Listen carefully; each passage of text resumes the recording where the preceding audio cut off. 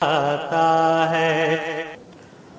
اعوذ باللہ من الشیطان الرجیم، بسم اللہ الرحمن الرحیم۔ خواتین و حضرات، السلام علیکم ورحمۃ اللہ وبرکاتہ و مغفرتہ۔ پروگرام شرعی احکامات اور روزوں کے مسائل کے ساتھ آپ کی خدمت میں حاضر ہیں۔ پچھلے پروگرام میں ہم نے سحری اور افطار سے متعلقہ احادیث کریمہ اور مسائل عرض کیے تھے۔ آج انشاءاللہ تعالی ہم ان چیزوں کو سب سے پہلے بیان کریں گے کہ جن آزار یا جن امور یا جن وجوہات کی بنا پر ایک عاقل بالغ مسلمان کے لیے روزہ چھوڑ دینے کی یا روزہ نہ رکھنے کی اجازت ہوتی ہے۔ تو اس میں پہلے آیت سماعت فرما لیں کہ جس میں کچھ آزار اللہ تبارک و تعالی نے خود قرآن عظیم میں بیان فرمائے، پھر چند احادیث مبارکہ ہوں گی جس میں نبی کریم صلی اللہ علیہ وسلم نے آزار کو ذکر فرمایا، اور اس کے بعد فقہائے عظام کے اقوال آپ کی خدمت میں بالتفصیل عرض کیے جائیں گے، جن سے معلوم ہوگا کہ بہت سارے ایسے امور ہوتے ہیں کہ جس کی بنا پر اللہ تبارک و تعالی اور اس کے رسول کریم صلی اللہ علیہ وسلم نے روزہ نہ رکھنے کی اجازت مرحمت فرمائی ہے۔ اس وضاحت کے بعد ہمیں یہ معلوم ہو جائے گا کہ بعض اوقات انسان روزہ نہ رکھ کر بھی گناہگار نہیں ہوتا، بلکہ اللہ تبارک و تعالی اسے اس کی اجازت مرحمت فرماتا ہے،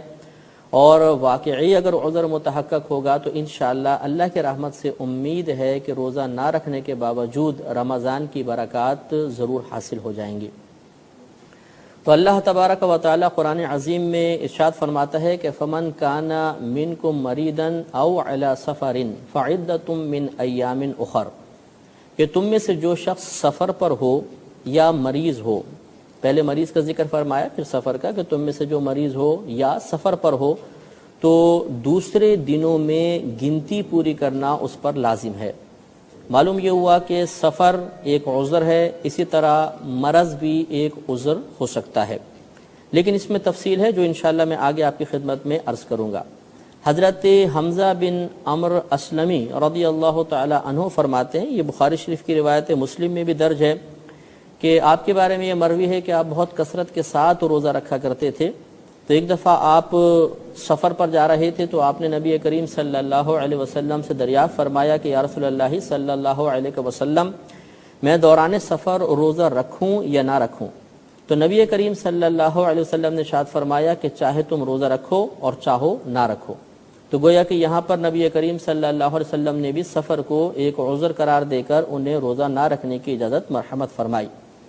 اسی طریقے سے حضرت ابو سعید خدری رضی اللہ تعالی عنہ کہتے ہیں کہ 16 رمضان کو ہم نبی کریم صلی اللہ علیہ وسلم کے ساتھ ایک جہاد پر گئے، تو ہم میں سے بعض صحابہ نے روزہ رکھا اور بعض نے روزہ چھوڑ دیا۔ تو جنہوں نے روزہ رکھا انہوں نے روزہ نہ رکھنے والوں کو کوئی ملامت نہیں کی، اور جنہوں نے روزہ نہیں رکھا انہوں نے روزہ رکھنے والوں کو کوئی الزام نہ لگایا۔ یہ مسلم شریف کی روایت ہے۔ اس سے بھی معلوم ہوا کہ روزہ نہ رکھنا ایک عذر ہے، یعنی سفر روزہ نہ رکھنے کے لیے ایک عذر بن سکتا ہے، لیکن اگر کوئی رکھنا چاہے تو اس میں حرج بھی نہیں ہے۔ اس پہ ہم مزید کلام بھی کریں گے انشاءاللہ۔ اور نبی کریم صلی اللہ علیہ وسلم کی ایک روایت ترمذی شریف کی ہے، آپ نے ارشاد فرمایا کہ اللہ تبارک و تعالی نے مسافر کے لیے آدھی نماز کو معاف کر دیا ہے، اور مسافر، دودھ پلانے والی عورت اور حاملہ عورت کو روزہ معاف کر دیا ہے کہ چاہیں تو یہ روزہ نہ رکھیں اور دوسرے دنوں میں گنتی پوری کر لیں۔ اس میں مزید کچھ عذر بیان ہوئے کہ حاملہ عورت اور دودھ پلانے والی عورت کے لیے بھی روزہ نہ رکھنے کی اجازت ہوتی ہے۔ لیکن جیسے میں نے پہلے آپ کو عرض کیا کہ قرآن و حدیث کو سمجھنے کے لیے بزرگان دین کے اقوال کا مطالعہ، فقہائے اعظام کی تحقیق کو جاننا بہت ہی ضروری ہوتا ہے، تاکہ مکمل اور جمیع تفاصیل کے ساتھ ہمیں اللہ تبارک و تعالی اور اس کے رسول کریم صلی اللہ علیہ وسلم کا مقصود سمجھ میں آ جائے۔ لہذا ہم تفصیل عرض کرتے ہیں۔ ان تمام احادیث کریمہ میں بیان کردہ آزار پر جو فقہائے اعظام نے نگاہ کی تو چند امور سامنے آئے، اور مزید مطلب آیات اور کریمہ جو خاص روزے سے متعلق تو نہیں تھیں، لیکن ان سے یہ نتیجہ اخذ کیا کہ بعض امور ایسے ہوتے ہیں جن میں دیگر عبادات کو چھوڑنے کی اجازت ہے، تو روزے کے لیے بھی وہ چیزیں آزار بنیں گی۔ ان تمام احادیث اور آیات کے پیش نظر فقہائے عظام نے چند چیزوں کو روزہ نہ رکھنے کے لیے عذر قرار دیا ہے، ان میں سے ایک تو وہی سفر ہے جو قرآن میں بیان ہوا، حدیث میں اس کا ذکر آیا، دوسرا حمل، تیسرا بچے کو دودھ پلانا، چوتھا مرض، پانچواں بڑھاپا، چھٹا اپنی جان کی ہلاکت یا عقل کے ختم ہو جانے کا خوف، ساتواں اکراہ یعنی کسی کی طرف سے مجبور کر دینا، اور آٹھواں جہاد۔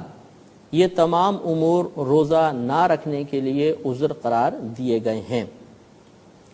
یعنی اگر ان آزار کی بنا پر کوئی روزہ نہیں رکھے گا تو گناہگار نہیں ہوگا، لیکن ان سب کی تفصیل جاننا بہت ہی ضروری ہے۔ مثلا سب سے پہلے ہم سفر کو لیتے ہیں۔ سب سے پہلے تو یاد رکھیے کہ وہ سفر کی کتنی مقدار ہے کہ جس کی بنا پر روزہ چھوڑنے کی اجازت ہوتی ہے، تو وہ مقدار وہی مقدار ہے کہ جس مقدار میں سفر کیا جائے تو اللہ تبارک و تعالی نماز کے قصر کی اجازت دیتا ہے۔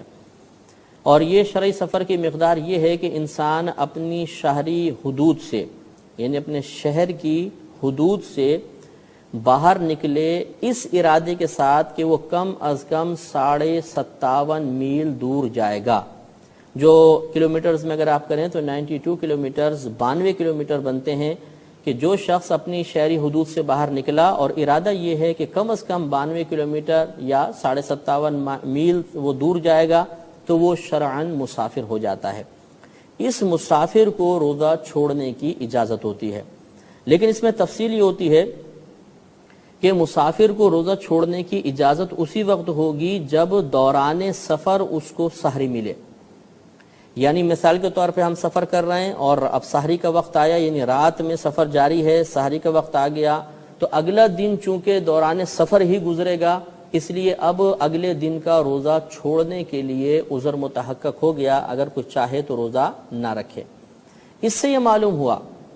کہ مثال کے طور پر آپ ابھی گھر پر ہی ہیں، سحری رات آ گئی، سحری کا وقت موجود ہے اور آپ نے کل دن میں سفر کرنا ہے، مثال کے طور پر 10 بجے 11 بجے 12 بجے آپ کی ٹرین کا یا فلائٹ کا وقت ہے، تو اب یہ جو رات میں آپ کو گھر پر سحری مل رہی ہے تو اگلے دن کا سفر اس روزے کو چھوڑنے کے لیے عذر نہیں بنے گا۔ اب آپ کو سحری باقاعدہ کرنی ہوگی، اگر اور کوئی عذر نہیں ہے تو اگلے دن کا روزہ رکھنا آپ پر فرض ہوگا۔ معلوم یہ ہوا کہ روزہ وہی چھوڑنا سفر میں جائز ہوگا یا اس کی اجازت ہوگی جس کی سحری آپ کو دوران سفر ملے گی۔ اگر سحری آپ کو گھر پر مل گئی ہے اور دن میں آپ نے درمیان میں سفر کرنا ہے تو اب یہ روزہ چھوڑنے کے لیے عذر نہیں ہوگا، یہ سفر روزے رکھنے کی راہ میں رکاوٹ نہیں بن سکتا، لہٰذا آپ نے سحری کرنی ہوگی اور سحری کرنے کے بعد اگلا آپ دن میں سفر طے کریں۔ اب مثال کے طور پر کسی کو یہ مسئلہ معلوم صحیح طرح مسئلہ معلوم نہیں تھا، مثلا اس نے سحری کر لی اور پھر دن میں 10 بجے 11 بجے وہ سفر پر چلا گیا اور دوران سفر یہ گمان کر کے کہ شاید یہ سفر ہے اور سفر میں روزہ نہ رکھنے کی اجازت ہوتی ہے، اس نے دوران سفر روزہ توڑ دیا۔ تو اگر دوران سفر روزہ توڑا، سفر کی بنیاد بنا کر سفر کے عذر کو ملحوظ رکھتے ہوئے، تو یاد رکھیں روزہ اب ٹوٹ تو جائے گا لیکن اس پر کفارہ نہیں ہوتا، اس کی قضا رکھنی ہوگی، کیونکہ یہ سحری ان کو گھر پر ملی تھی، روزہ رکھنا فرض تھا۔ اب دوران سفر روزہ توڑا تو لازم سے آتے کہ روزہ تو ان کا شروع ہو چکا تھا، روزہ توڑ دیا تو اب اس کی قضا کرنی ہوگی۔ کفارہ اس پر اس لیے نہیں ہوتا کہ یہاں پر ایک عذر ہے کہ اس نے یہ گمان کیا تھا کہ شاید دوران سفر پہلے سے رکھے ہوئے روزے کو توڑنا بھی جائز ہے، تو چونکہ یہ شک پیدا ہونے کی وجہ سے ایسا ہوا، اس کو مسئلہ معلوم نہیں تھا، شکوک و شبہات اس میں داخل ہو گئے، لہٰذا ایسا کوئی بھی موقع جہاں پر شک ہو شبہ ہو، روزہ توڑنے کا مکمل طور پر اللہ تعالیٰ کی نافرمانی کے ساتھ ارادہ نہ ہو، وہاں پر کفارہ نہیں ہوتا، صرف قضا ہوتی ہے۔ جیسے کہ ہم تفصیل انشاءاللہ ان چیزوں کے بیان میں بتائیں گے آپ کو کہ جن چیزوں سے صرف قضا لازم آتی ہے اور بعض صورتوں میں کفارہ لازم آتا ہے، اس بیان میں آپ کو تفصیل بتائیں گے۔ ابھی آپ خلاصے سمجھ لیجئے کہ رات میں اگر سحری ملی تھی، اگلے دن کا روزہ رکھنا ضروری تھا، انہوں نے رکھا، لیکن دوران سفر یہ سوچ کر کہ شاید یہ سفر روزہ نہ رکھنے کی اجازت میں شامل ہوتا ہے، انہوں نے روزہ توڑ دیا، تو اب روزہ ٹوٹ گیا، قضا لازم ہوگی، کفارہ لازم نہیں ہوگا۔ ایک صورت تو یہ ہوئی۔ دوسری صورت یہ ہے کہ رات میں سحری ملی، سحری رکھی، روزہ شروع ہو گیا، دن میں مثلا 12 بجے فلائٹ ہے یا 12 بجے ٹرین کا اپنے ٹکٹ وغیرہ لیا ہوا ہے، اب صبح 7 بجے 8 بجے آپ نے سوچا کہ چلیں جی اب تو میں نے سفر کرنا ہی ہے، تو وہ سفر اس کے لیے عذر بن جائے گا۔ اب آپ نے جان بوجھ کر 7 بجے 8 بجے نے سفر سے پہلے پہلے گھر پر روزہ توڑ دیا، تو ایک ہے دوران سفر روزہ توڑا، سفر شروع ہو گیا تھا اب روزہ توڑا، آپ کو بتایا کہ اس پہ قضا ہے کفارہ نہیں، اور ایک ہے کہ ابھی گھر پر موجود تھے، سفر ابھی شروع نہیں ہوا لیکن یہ سوچ کر کہ سفر کروں گا تو وہ سفر اس کے لیے روزہ توڑنے کے لیے عذر بن سکتا ہے، لہذا گھر پر ہی توڑ دیا، تو اس صورت میں یاد رکھیں کہ قضا بھی ہوگی اور کفارہ بھی ہوگا۔ وہ قضا تو ایک روزہ ہی ہوتا ہے، اور کفارے آپ کو آگے بتایا جائے گا کہ 60 روزے پے در پہ رکھنے ہوں گے، ایک قضا کا 60 روزے پے در پہ 61 روزے۔ تو یہ معلوم ہوا کہ اگر آپ کو سفر کرنا ہے، دن میں سفر کرنا ہے، تو رات میں اگر ساری گھر پہ ملی ہے تو اب آپ اس روزے کو پورا کریں گے، دن میں اگر گھر میں توڑ دیا تو روزہ کے لیے عذر نہیں ہے، کفارہ وغیرہ آپ پہ اوپر لازم آ جائے گا۔ ایک صورت یہ بھی بیان کی گئی ہے کہ مثلا آپ کسی جگہ سے کار پر سفر کر کے ایک دوسرے شہر میں جانا چاہتے ہیں اور ان کے درمیان فاصلہ 57.5 میل کا ہے، تو مثال کے طور پر آپ کو گھر پر سحری ملی، روزہ رکھنا لازم تھا، آپ نے روزہ رکھ لیا، پھر آپ سفر پر آپ روانہ ہوئے اور آپ نے تھوڑا آگے جا کر آپ کو یاد آیا کوئی چیز گھر پر ہم بھول گئے ہیں، شہری حدود سے باہر نکل گئے تھے، مسافر ہو گئے تھے، پھر آپ واپس آئے اور گھر میں آ کر وہ چیز لی، اب آپ نے گھر میں آ کر روزہ توڑ دیا یہ سوچ کر کہ ہم سفر پہ تو چلے گئے تھے، ہم سفر سے فی الحال واپس آئے ہیں اور پھر ہم نے دوبارہ سفر کرنا ہے، تو اب بھی اگر آپ گھر پر آ کر روزہ توڑ دیں گے تو کفارہ اور قضا دونوں لازم ہوں گے۔ خلاصہ کلام یہ ہو گیا کہ اگر رات میں آپ نے ساری گھر میں کی تھی اور دوران سفر آپ مطلب سفر پہ روانہ ہو گئے، دوران سفر روزہ توڑا تو صرف قضا ہے، کفارہ نہیں، اور گھر پہ کے سحری ملی، آپ نے گھر پہ روزہ توڑ دیا سفر شروع کرنے سے پہلے،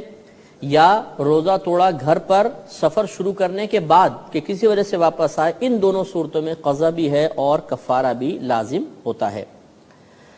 ایک بات یہ بھی یاد رکھیے کہ میں نے آپ کو مسئلہ بتایا تھا روزے کی نیت کے بارے میں کہ روزے رمضان کے روزے کی نیت پوری رات میں بھی ہو سکتی ہے، اور اس کے علاوہ اگر کوئی شخص مثلا رات میں نہ جاگ سکا اور اس کی آنکھ کھلی صبح 7-8 بجے تو وہ زوال کے وقت سے پہلے پہلے روزے کی نیت کر سکتا ہے، یہ بھی تفصیل مسئلہ ہم بیان کر چکے ہیں۔ لہٰذا اب یہاں پہ ایک صورت یہ ہے کہ مثال کے طور پہ کسی شخص نے سفر کیا، اسے راستے میں سحری ملی، تو میں نے پہلے آپ کو بتایا کہ راستے میں اگر رات آئے سحری راستے میں ملے تو اس کے لیے اگلے دن کا روزہ چھوڑنے کی اجازت ہوتی ہے۔ اس نے سحری نہیں کی کہ میں کل روزہ نہیں رکھوں گا، لیکن معاملہ یہ تھا کہ جس شہر میں وہ جانا چاہتا تھا وہ بہت ہی قریب ہے اور وہ زوال کے وقت سے پہلے پہلے اس شہر میں داخل ہو کر اس گھر تک مثلا پہنچ گیا، اور وہاں پر جا کر وہ اس کا مدت سفر ختم ہو گئی، اقامت مثلا کر لی کہ وہاں پہ گیا 7-8 بجے پہنچا، 9 بجے پہنچا اور 15 دن یا اس سے زیادہ ٹھہرنے کی نیت کر لی، یا اپنے آبائی گاؤں یا آبائی شہر میں پہنچا تو مسافرت ختم ہو جاتی ہے۔ تو کہنے کا مطلب یہ ہے کہ اب سفر کر کے وہ پہنچا، روزہ رکھنے کی نیت نہیں تھی، رات میں سحری بھی نہیں کی، صبح صادق بھی شروع ہو گئی، لیکن زوال کے وقت سے پہلے پہلے وہ شہری حدود میں داخل ہو کر گھر تک پہنچ گیا اور مسافرت بھی ختم ہو گئی تھی، تو اب اس پر واجب ہے کہ زوال کے وقت سے پہلے پہلے اس روزے کی نیت کرے گا، اگر نہیں کرے گا تو شدید گنہگار ہوگا، اور اس پر مطلب قضا تو پہلے بھی لازم تھی اب بھی قضا لازم ہوگی۔ لہٰذا اگر بالفرض کو زوال کے وقت سے پہلے پہلے شہری حدود میں داخل ہو جاتا ہے، سفر میں روزہ نہیں رکھا تھا، تو اب نیت کرنا اس پر واجب ہوگا۔ اب مسئلہ یہ ہے کہ آج کل کے سفر آپ کو معلوم ہے کہ بہت ہی پر آسائش سفر ہیں، نرم سفر ہیں، اتنی زیادہ شدت تو نہیں ہوتی۔ ایک سوال لوگ اکثر کرتے ہیں کہ کیا آج کا موجودہ سفر روزہ چھوڑنے کے لیے عذر ہو سکتا ہے؟ کیونکہ پہلے دور میں تو سفر بڑے سخت ہوا کرتے تھے، اس لیے روزہ چھوڑنے کی اجازت تھی، کیا اب بھی اجازت ہوگی یا نہیں؟ تو یاد رکھیں کہ شرعی احکامات بعض ایسے ہوتے ہیں کہ ان میں سبب اور علت کا اعتبار نہیں کیا جاتا، بلکہ حکم ہر دور میں ایک ہی رہتا ہے۔ پہلے سفر کی اگر آپ یوں کہیں کہ پہلے سفر کی مشقت اس بات کا سبب تھی کہ روزہ چھوڑ دیا جائے، لہٰذا اب وہ سبب ختم ہو گیا تو روزہ رکھنا چاہیے، ایسا نہیں ہے۔ شریعت نے ہر دور میں روزہ کے لیے سفر کو عذر مانا ہے۔ یہی وجہ ہے کہ صحابہ کرام علیہم الرضوان پر جب دنیا کی فراخی ہوئی، حضرت عمر فاروق رضی اللہ تعالی عنہ کے زمانے میں خصوصاً جب صحابہ کرام کو بہت زیادہ مال غنیمت ملا اور مسلمانوں کی حکومتیں بڑھیں، اس وقت بھی پر آسائش سفر ہونے کے باوجود، نرم سفر ہونے کے باوجود صحابہ کرام نے روزے میں رعایت حاصل کی ہے۔ لہذا یہ حکم دائمی ہوگا۔ اب اگرچہ کوئی فلائٹ میں سفر کرے، جہاز میں بیٹھا ہوا ہے، ایئر کنڈیشن سفر ہے، یا ٹرین میں سفر کر رہا ہے اور اے سی پارلر میں ہے مثال کے طور پہ، بالکل کوئی دقت نہیں ہے، پریشانی نہیں ہے، اس کے باوجود اس کے لیے روزہ چھوڑنا جائز ہے۔ ہاں، اب یہ فقہائے اعظام نے ضرور بیان فرمایا کہ ایک ہوتی ہے افضل صورت۔ افضل صورت یہی ہوگی کہ یہ لوگ روزہ رکھیں، بلکہ یہ فرمایا کہ اگر اپنی آپ کو ضرر کا اندیشہ ہو یا جو ہمارے ساتھ سفر کر رہے ہیں ان لوگوں کے ضرر کا اندیشہ ہو کہ انہیں ہمارے روزہ رکھنے سے تکلیف پہنچے گی، تو ایسی صورت میں روزہ رکھنا افضل ہوتا ہے، اور بعض صورتوں میں اگر انہیں روزہ رکھنے کی وجہ سے اذیت ہوگی تو نہ رکھنا افضل ہوگا۔ تو یہ دیکھ لیں گے کہ اگر روزہ رکھنا یا روزہ نہ رکھنا برابر والوں کے لیے، خود اپنے لیے ان میں سے کوئی باعث تکلیف بن رہا ہو تو اگر روزہ رکھنا باعث تکلیف ہے اپنے لیے دوسروں کے لیے تو نہ رکھیں۔ اگر روزہ نہ رکھنا بن رہا ہے تو پھر یعنی روزہ رکھنا بن رہا ہے تو نہ رکھیں، نہ رکھنا بن رہا ہے تو پھر رکھ لیں۔ یہ دونوں صورتیں پہ ہم توجہ کر سکتے ہیں۔ آگے ہے حمل کا مسئلہ، آپ کو بتایا تھا کہ دوسرا عذر حمل ہے اور تیسرا دودھ پلانا۔ اس میں مسئلہ یہ ہوتا ہے کہ حاملہ عورت اور دودھ پلانے والی عورت کے لیے روزہ چھوڑنے کے آزار کی تفصیل یہ ہوتی ہے کہ اگر کوئی مثلا لیڈی ڈاکٹر ہیں، انہوں نے بتایا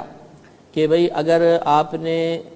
روزہ رکھا تو بچہ بہت کمزور ہو جائے گا اور ہو سکتا ہے بچہ ہلاک ہو جائے، یا ماں کی صحت کو شدید نقصان کا اندیشہ ہے اور اس کے بعد وہ بچے کے حمل کی متحمل نہیں ہو سکے گی، تو یہ آزار ہوتے ہیں۔ تو کوئی ماہر ڈاکٹر بتا دے، یا سابقہ زندگی میں ایسا ہوا تھا کہ ماں مثلا 1-2 سال پہلے ایسی حمل تھا اور عورت نے روزے رکھے تھے جس کی وجہ سے حمل میں بگاڑ پیدا ہو گیا تھا، تو یہ سابقہ زندگی کا تجربہ یہ بھی ایک دلیل ہوتا ہے۔ یا ایسا ہوا کہ پہلے تجربہ بھی نہیں تھا، کسی لیڈی ڈاکٹر نے منع بھی نہیں کیا، عورت نے روزہ رکھا اور اب اس کو ویکنس شدید محسوس ہو رہی ہے اور اس کی وجہ سے وہ محسوس کر رہی ہے کہ بچے کو نقصان ہوگا، تو یہ جو مشاہدہ ہے، موجودہ مشاہدہ، یہ بھی عذر بنتا ہے۔ تو معلوم یہ ہوا کہ حاملہ عورت ہو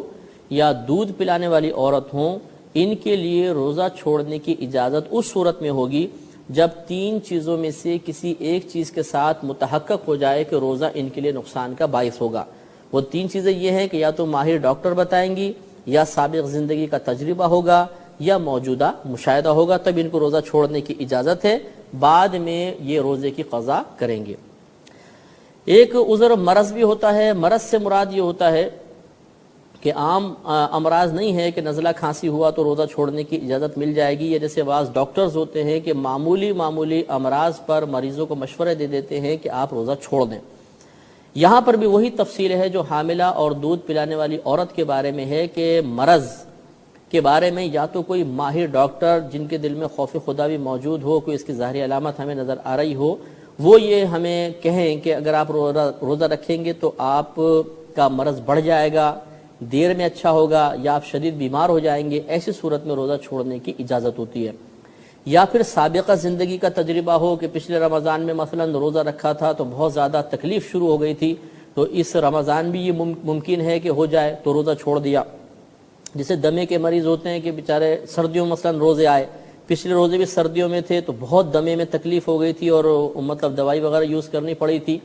اور اس دفعہ بھی امید ہے کہ سردیاں ہیں مثال کے طور پر، تو اب اگر ہم روزہ رکھیں گے تو شدید تکلیف ہوگی، تو یہ جو تجربہ ہے سابقہ زندگی کا یہ بھی ایک دلیل بنتا ہے۔ اور تیسرا وہی کہ اگر مرض ہے اور انسان نے روزہ رکھا اور مرض بڑھنے لگا، یا یہ کہ امید تھی کہ 1-2 دن میں ختم ہو جائے گا لیکن اب وہ اور لمبا ہو گیا، 1-1.5 ہفتے تک پہنچ گئی اس کی مدت، تو یہ بھی موجودہ مشاہدہ بھی عذر ہے۔ تو مریض کو چاہیے کہ ان 3 چیزوں میں سے کسی ایک چیز کے ذریعے دلیل طلب کرے، تب وہ روزہ چھوڑ سکتا ہے، اگر ویسی چھوڑا تو شدید گناہگار ہوگا۔ اس کے بعد حیض و نفاس بھی ایک عذر ہوتا ہے۔ حیض و نفاس مثال کے طور پر کوئی بہن ان دنوں میں مخصوص ایام میں ہیں تو ان پر روزے فرض نہیں ہوتے ہیں، نمازیں بھی معاف ہیں، روزے بھی فی الحال معاف ہیں، لیکن بعد میں نمازوں کی قضا نہیں ہوتی ہے اور روزوں کی انہیں قضا بہرحال رکھنی ہوگی۔ ایک مسئلہ اس میں یاد رکھیے کہ اگر کسی بہن کو مثلا حیض آتا ہے اور 10 دن تک مکمل آتا ہے، ہم نے حیض کے بیان میں آپ کو بتایا تھا کہ حیض کی کم از کم مدت 3 دن ہے اور زیادہ سے زیادہ 10 روز ہے۔ اب اگر کوئی خاتون 10ویں روز پاک ہو گئیں اور ابھی مطلب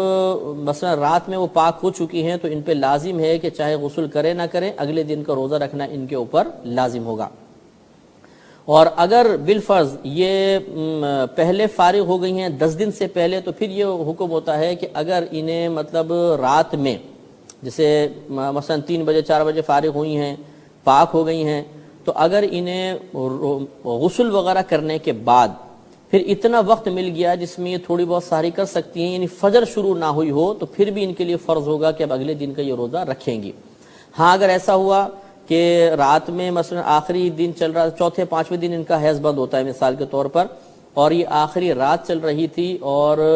حیض ایسے وقت میں بند ہوا، ایسے وقت میں یہ پاک ہوئیں کہ صبح صادق ہو چکی تھی، تو اب ان کے لیے عذر ہے، یہ دن ان کے لیے روزے کے رکھنے کے لیے ضروری نہیں ہے، یعنی اب ان کو دن میں نیت نہیں کرنی ہوگی کہ زوال سے پہلے پہلے نیت کریں، بلکہ رات میں چونکہ بالکل موقع نہیں ملا، اس لیے یہ روزہ چھوڑنا ان کے لیے جائز ہے۔ یہ بھی یاد رکھیں کہ جو خاتون ان مخصوص ایام میں ہوں یا نفاس میں مبتلا ہوں، ان کے لیے کھانا پینا روزے یعنی دن میں روزہ تو رکھیں گے نہیں، تو کھانا پینا بالکل جائز ہے، چاہے چھپ کر کھائیں چاہے یہ گھر والوں کے سامنے کھائیں، ان کے لیے بالکل جائز ہے، لیکن افضل اور اولا یہ ہوتا ہے کہ یہ چھپ کر کھائیں، سب کے سامنے ظاہراً نہ کھائیں۔